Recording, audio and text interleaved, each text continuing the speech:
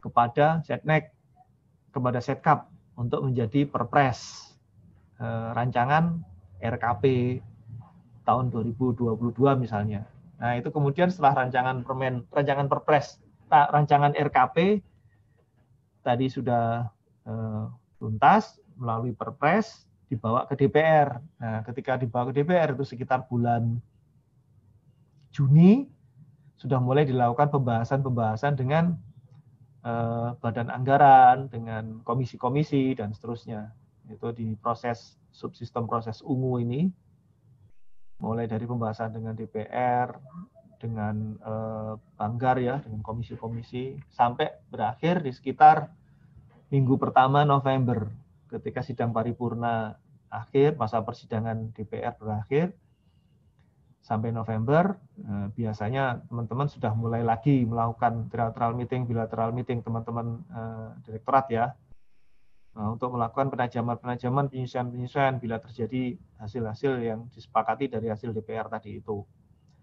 Sampailah sekitar bulan awal Desember atau minggu kedua Desember, itu, nah ini sudah mulai dikonsiskan hasil-hasil bilateral dan bilateral meeting tadi itu menjadi bagian dari pemutakhiran RKP yang menjadi lampiran dari APBN 2022. Nah, ketika mulai masuk tahun 2022 per 1 Januari, sudah mulai dilaksanakan pelaksanaan APBN, berarti pelaksanaan program kegiatan yang tercantum di dalam Renja KL tadi itu, melalui pelaksanaan APBN. Ini pengendalian pelaksanaan juga sudah mulai dilaksanakan. Ini pelaksanaannya dan pengendalian pelaksanaannya sudah dilaksanakan, subsistem hijau ini. Mulai dari persiapan kegiatan, maka kita perlu perpres pengadaan barang dan jasa, pelaksanaan kegiatan, ini pelaksanaan Undang-Undang APBN, pemantauan kegiatan melalui PP 39, tata cara pengendalian evaluasi pembangunan. Sampailah kita ini sampai tanggal 31 Desember 2022 misalnya. Bahkan sesungguhnya ada lagi ini subsistem evaluasi pelaksanaan rencana ini biru, yang subsistem biru ini sebetulnya dimulai dari sini juga. Dimulai pada 1 Januari 2022. Dan seterusnya, ini siklus ekosistem data perencanaan ya. Nah, kalau kita lihat, maka kalau kita mau jadiin simpul-simpulnya ada 1, 2, 3, 4, 5, 6, 7, 8, 9, 10. Ini ada 10 simpul ekosistem data perencanaan. Artinya pada setiap simpul ini kita membutuhkan data dan informasi tadi itu. Dimulai dari data pokok. Data pokok itu data yang bersifat data dasar seperti data wilayah, data penduduk, data potensi ekonomi. Nah, itu menjadi sumber untuk analisis kebijakan dan rencana pembangunan. Bahkan data pokok ini dilengkapi juga dengan hasil dari evaluasi atas hasil pelaksanaan rencana dan anggaran pembangunan. Di hasil dari pelaksanaan rencana dan anggaran pembangunan ini juga menjadi dasar untuk melengkapi data pokok tadi itu, dipakai untuk analisis kebijakan dan rencana pembangunan. Nah, ketika analisis ini selesai, maka kita memiliki materi penyusunan, materi untuk rencana pembangunan, maka kita melakukan penyusunan rencana pembangunan. Di sini kita membutuhkan data juga, data Renja KL yang belum ada isi target volume targetnya. Nah, dari dasar penyusunan analisis ini, kita menyusun rencana bangunan, kemudian menyusun anggaran bangunan, kemudian melakukan pembahasan rencana anggaran bangunan. Ini kita memerlukan data perencanaan bangunan. Kemudian pada saat pembahasan ini sudah selesai dengan DPR, maka dilakukan penetapan rencana anggaran bangunan dengan DPR juga. Kemudian pengadaan barang dan jasa, ini kita melakukan proses pengadaan barang jasa baik swakelola maupun pihak ketiga. Kita membutuhkan data juga, itu data barang-barang dan jasa yang diperlukan untuk input pelaksanaan kegiatan. Nah, ini kalau sudah kita melakukan pengadaan barang jasa, maka kita bisa melaksanakan rencana dan anggaran bangunan. Ya, kita butuh data juga di sini. Data yang digunakan adalah data yang dari realisasi pelaksanaan rencana anggaran tadi itu, ini bisa melalui IMON FPP 39, juga bisa melalui SPAN, ya, Sistem Perbendaharaan Akuntansi Negara, ya, itu. Nah, dari siklus ini, teman-teman semua, dari siklus ini ada 3 kategori data sebetulnya yang berkembang dalam penggunaan yang digunakan untuk proses ini. Yang pertama adalah data Renbank, ini bersumber dari Renja KL dan RKKL. Yang kedua adalah data reguler, ini adalah terdiri dari data statistik, data geospasial, termasuk di dalamnya data keuangan negara tingkat pusat. Data keuangan negara tingkat pusat. Kemudian juga big data. Nah, big data ini menjadi penting ketika misalnya pada saat kita menyusun RKP, kemudian kita menyusun prioritas nasional, misalnya di dalam prioritas nasional tersebut, sebut saja di tempatnya Mbak Tanti tadi itu ada indeks persepsi korupsi, gitu ya. Ada indeks persepsi korupsi. Nah, indeks persepsi korupsi itu, andaikan dia merupakan formula dari indeks persepsi korupsi, ya, IPK, sama dengan A plus B plus C plus D plus E, gitu ya. A plus B rumusnya ini, A plus B plus C plus D dibagi E, gitu ya. Nah, maka boleh jadi pemenuhan indeks ini kan berasal dari realisasi rencana dan anggaran bangunan. Nah, bila kita ambil dari realisasi rencana bangunan itu ternyata tidak ada datanya, maka bisa jadi kita datanya mengambil dari big data. Nah, tentu dengan suatu metode tertentu yang tidak gampang memang. Nah, ini. Nah, artinya dalam suatu indikator yang di dalamnya adalah data, katakanlah indikator IPK tadi itu, ya, indikator IPK tadi itu, data yang diperlukan adalah A plus B plus C plus D dibagi E. Maka itu bisa dipenuhi dari data statistik, data geospasial, data keuangan negara, ya, data Renbank, termasuk kalau tidak ada ya dari data big data. Itu. Nah, nanti ketika kita menyusun metadata, teman-teman semua, kita akan mengetahui definisi operasional dan formula yang dipakai untuk menghitung indikator tadi itu. Sehingga kita akan mudah mengenali data-data apa saja yang dibutuhkan untuk membentuk suatu indikator tadi itu. Contoh misalnya indikator RKP yang saya sebutkan tadi. Nah, nanti data-data ini Bapak Ibu, ketika kita sudah bisa mengumpulkan data-data tersebut, maka nanti akan ada forum SDI. Ini bukan di Pusat Bank, tapi di Sekretariat SDI Pusat. Ya, nanti forum tersebut akan meminta kepada kita beberapa data yang kita nggak tahu nih data apa aja yang diperlukan oleh mereka. Tentu ini bersifat, katanya sih bersifat strategis, data yang bersifat prioritas, ya, data yang bersifat prioritas. Nah, inilah yang nanti akan mereka akan dapat memanfaatkan data yang kita miliki ini. Nah, data yang kita miliki itu Bapak Ibu nanti akan dipakai sebagai referensi dalam pembentukan norma di kementerian, lembaga, dan pemerintahan provinsi. Jadi nanti kita akan punya metadata yang di dalamnya yang kita rangkum di dalam katalog data sektoral. Nah, kementerian ini tidak menyebutkan kementerian ini, yang dimaksud kementerian di sini tidak bermaksud untuk menyebut bahwa ini adalah berasal dari Kementerian Kelautan, tidak. Ini kita bikin. Jadi Bapak Ibu kita bikinkan katalog data sektoral.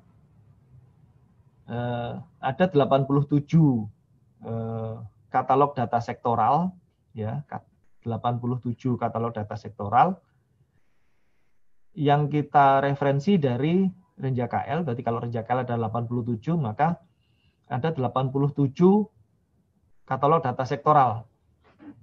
Ada 87 katalog data sektoral dari masing-masing KL, ya. Nah, ini contohnya dari tempatnya Mbak Tanti, ya, berarti ada 9 katalog data sektoral. Ini kita bikinkan. Nah, isinya itu adalah metadata data perencanaan pembangunan.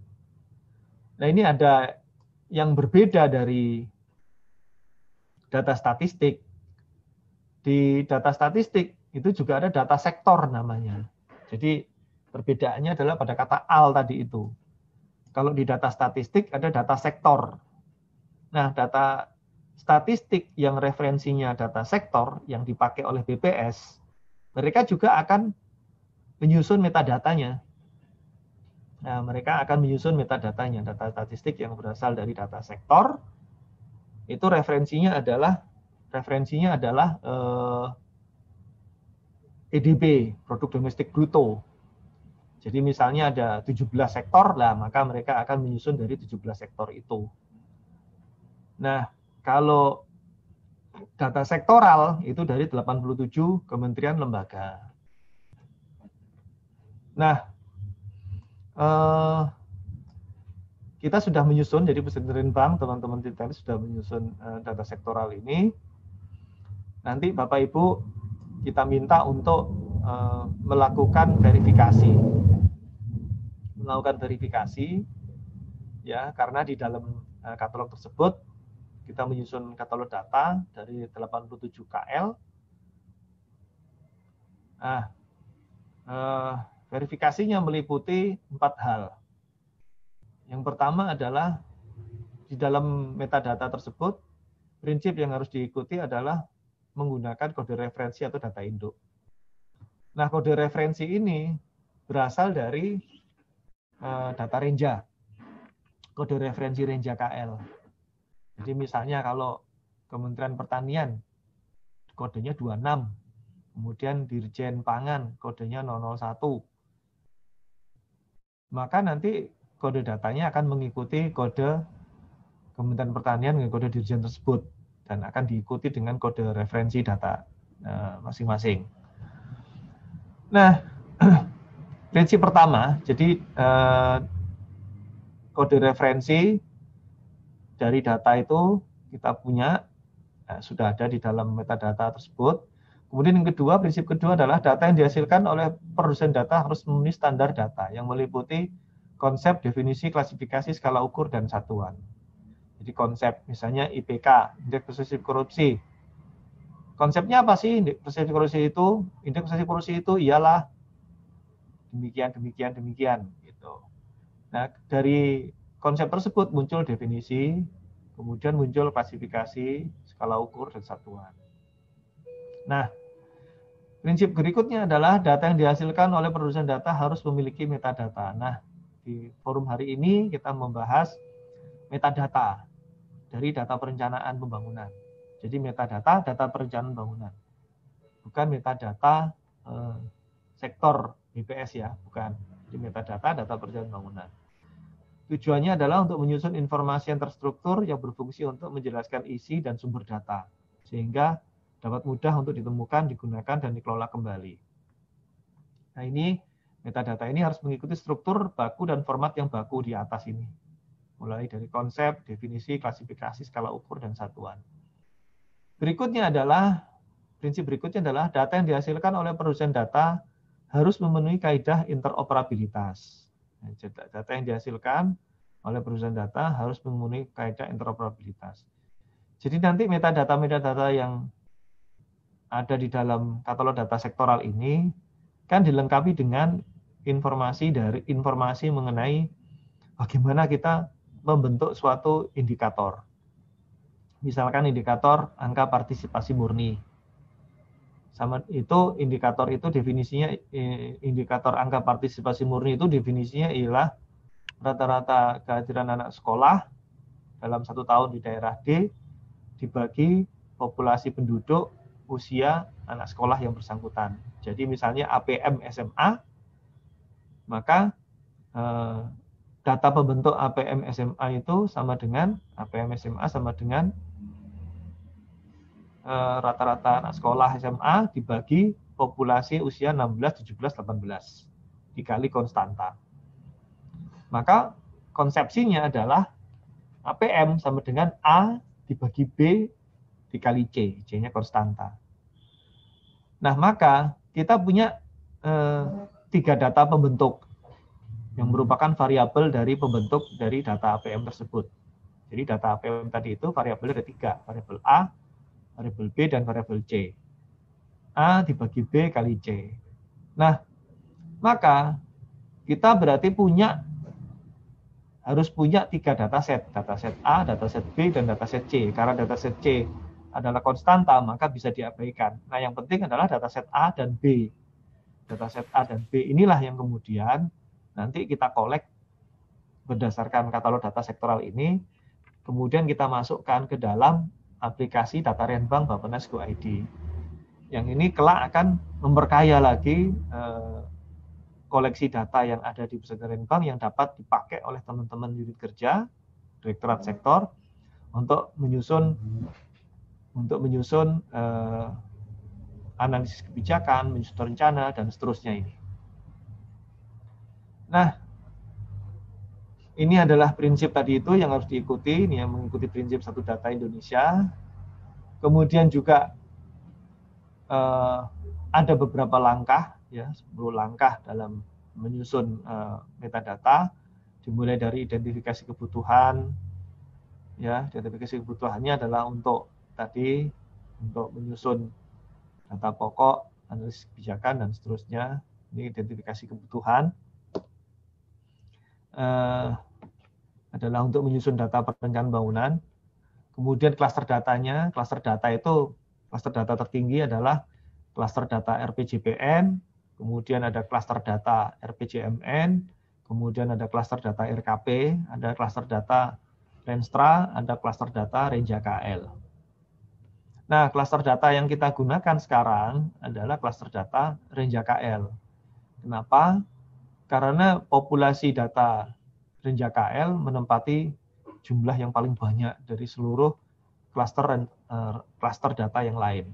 Nah, mengenai klaster data RKP dan RPJM, itu adalah subset dari klaster data Renja-KL. Nah, dari masing-masing metadata yang ada di dalam klaster data Renja-KL tersebut, maka kita akan menyusun konsep metadatanya. Dari konsep metadata, kita akan susun definisi operasionalnya. Berdasarkan definisi operasional, kita menyusun katalog definisi operasional. Dari katalog definisi operasional ini, maka kita akan bisa menelisik satu persatu formula dari masing-masing data tersebut. Formulanya apa? Kemudian dari formula tersebut, maka kita akan bisa mengetahui variabel-variabel pembentuk metadata. Dengan demikian kita akan bisa menemukan data-data pembentuknya, identifikasi dataset yang diperlukan dalam membentuk metadata tadi itu. Nah, bila nanti kita akan menyusun dataset tadi itu menjadi sebuah indikator, nah, maka kita bisa meneruskannya dengan melakukan pembentukan dataset melalui metode CISAM ini sensus, ya, sensus. Terus kemudian juga bisa melalui survei, bisa melalui monitoring, bisa melalui crawling, bisa melalui dan seterusnya. Nah, dari sini Bapak Ibu, kita yang ke-10 adalah nanti kita masukkan data tersebut ke dalam portal data yang sifatnya adalah bersifat interface manajemen data tunggal. Jadi kita akan bikin SMDI, Single Management Data Interface, sehingga nanti Bapak Ibu bisa memiliki akses ke portal kita. Dan sesungguhnya teman-teman beberapa sudah memiliki akses ke dalam portal Data Renbank Bappenas Go ID tersebut. Nah, ini adalah panduan teknis yang sudah kita siapkan untuk penyusunan metadata dan dataset yang bisa Bapak Ibu peroleh secara digital. Jangan khawatir, nanti 10 langkah ini tim kami dari Pusat Renbank akan mendampingi Bapak Ibu untuk menyusun metadata, data perencanaan bangunan, sehingga proses-proses ini nanti Bapak Ibu akan terus kami dampingi dari proses tahap pertama 2, 3, 4, 5, 6 ini. Kita hari ini memasuki tahap yang pertama, baru memasuki tahap yang pertama. Jadi tahap pertama ini kita mengidentifikasi data, kemudian kita akan melihat klaster datanya. Berarti kita sekarang masuk ke klaster data Renja KL. Nanti kita akan susun metadatanya, konsep data, katalog data operasionalnya. Nah, kalau kita perhatikan, kalau pencet lagi. Nah, udah. Nah. Kalau kita perhatikan baik-baik Bapak Ibu, maka nanti kita akan bisa mempunyai dataset ya berdasarkan definisi operasional tadi itu, berdasarkan definisi operasional. Kita akan memiliki dataset-dataset yang meliputi dataset data wilayah, dataset data lintas wilayah, dataset data kawasan, dataset data penduduk, dan seterusnya. Nah ini kalau digabungkan semua, maka kita akan mempunyai struktur data yang sangat kaya, sehingga kita dapat melakukan analisis kebijakan dan penyusunan substansi rencana pembangunan secara terpadu dan saling melengkapi antar KL. Nah ini referensi awal yang akan kita lakukan. Referensi awal yang kita lakukan adalah bahwa data kita itu, bahwa metadata yang sedang kita laksanakan sekarang bersumber dari data Renja KL. Ini akan kita gunakan sebagai referensi awal untuk menyusun karakter dataset. Dimulai dari metadata program, metadata kegiatan, metadata output, sampai ke datasetnya. Nanti di metadata program misalnya angka partisipasi murni. Kemudian metadata kegiatan itu misalnya aktivitas belajar, aktivitas sertifikasi guru. Kemudian metadata outputnya itu misalnya pelatihan guru dan seterusnya. Nah ini satu persatu nanti akan kita telaah metadatanya untuk mengidentifikasi, untuk kita identifikasi dan identifikasi konsep datanya, identifikasi rumusan perhitungannya atau formulanya, hingga ke kita menelaah masing-masing dari data tersebut sebagai indikator apa. Nah ini nanti akan kita telaah di dalam metadata tersebut. Saya kira itu Bapak Ibu, ini beberapa kementerian yang sudah melakukan, ya. Artinya sudah melakukan itu, kita melakukan uji coba. Nah nanti dari metadata yang sudah kita susun di dalam katalog data sektoral yang sudah dibagikan ke Bapak Ibu, file PDF-nya bisa menjadi dasar pembahasan kita selama 2 hari ke depan untuk bisa memverifikasi dataset pembentuk dari metadata dari masing-masing klasifikasi indikator yang ada di dalam katalog data sektoral tersebut. Saya kira itu Bapak Ibu, saya cukupkan sekian. Kita mungkin buka tanya jawab gitu, silakan. Ya, terima kasih Pak Randy yang sudah memberi